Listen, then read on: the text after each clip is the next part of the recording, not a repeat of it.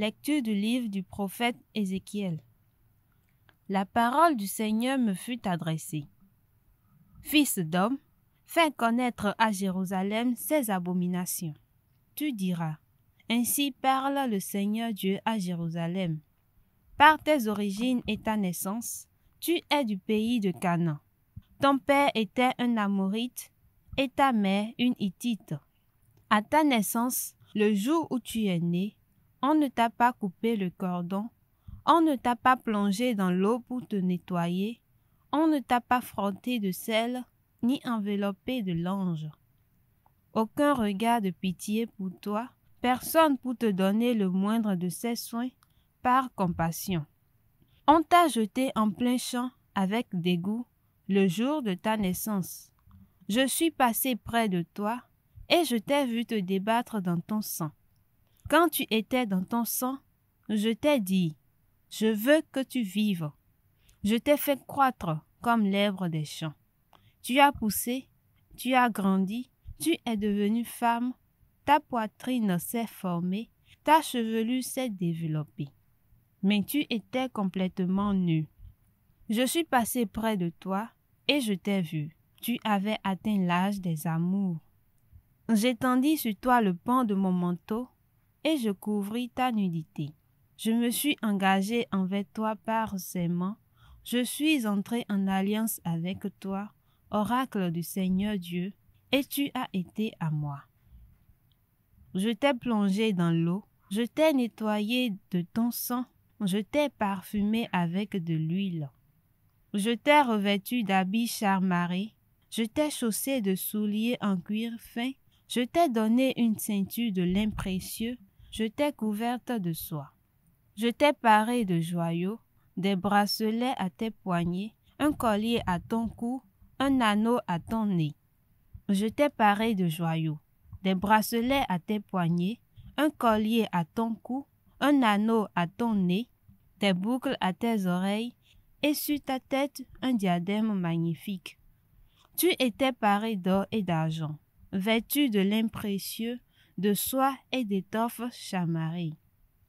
La fleur de farine, le miel et l'huile étaient ta nourriture. Tu devins de plus en plus belle et digne de la royauté. Ta renommée se répandit parmi les nations à cause de ta beauté, car elle était parfaite, grâce à ma splendeur dont je t'avais revêtu, oracle du Seigneur Dieu. Mais tu t'es fié à ta beauté, tu t'es prostituée en usant de ta renommée, tu as prodigué des faveurs à tout passant, tu as été à n'importe qui. Cependant, moi, je me souviendrai de mon alliance, celle que j'ai conclue avec toi au temps de ta jeunesse, et j'établirai pour toi une alliance éternelle. Ainsi tu te souviendras, tu seras couverte de honte. Dans ton déshonneur, tu n'oseras pas ouvrir la bouche, quand je te pardonnerai tout ce que tu as fait, oracle du Seigneur Dieu. Seigneur, tu reviens de ta fureur et tu me consoles. Voici le Dieu qui me sauve. J'ai confiance, je n'ai plus de crainte. Ma force et mon chant, c'est le Seigneur, il est pour moi le salut. Seigneur, tu reviens de ta fureur et tu me consoles. Rendez grâce au Seigneur, proclamez son nom, annoncez parmi les peuples ses hauts faits. Redites-le, sublime est son nom. Jouez pour le Seigneur. Seigneur, tu reviens de ta fureur et tu me consoles. Il montre sa magnificence et toute la terre le sait. Jubilez, criez de joie, habitants de Sion, car il est grand au milieu de toi, le Saint d'Israël. Seigneur, tu reviens de ta fureur et tu me consoles.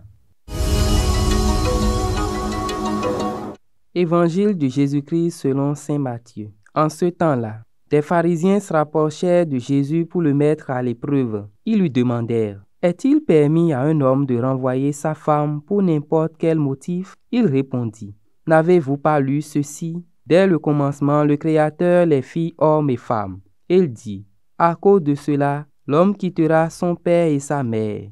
Il s'attachera à sa femme et tous deux deviendront une seule chair. Ainsi, ils ne sont plus deux, mais une seule chair. Donc, ce que Dieu a uni, que l'homme ne le sépare pas. Les pharisiens lui répliquent: Pourquoi donc Moïse a-t-il prescrit la remise d'un acte de divorce avant la répudiation? Jésus leur répond: C'est en raison de la dureté de votre cœur que Moïse vous a permis de renvoyer vos femmes. Mais au commencement, il n'en était pas ainsi. Or, je vous le dis, si quelqu'un renvoie sa femme, sauf en cas d'union illégitime, et qu'il en épouse une autre, il est adultère. Ses disciples lui disent: Si telle est la situation de l'homme par rapport à sa femme, mieux vaut ne pas se marier. Jésus leur répondit: Tous ne comprennent pas cette parole, mais seulement ceux à qui cela est donné. Il y a des gens qui ne se marient pas, car de naissance, ils en sont incapables. Il y en a qui ne peuvent pas se marier, car ils ont été mutilés par les hommes. Il y en a qui ont choisi de ne pas se marier à cause du royaume des cieux. Celui qui peut comprendre, qu'il comprenne.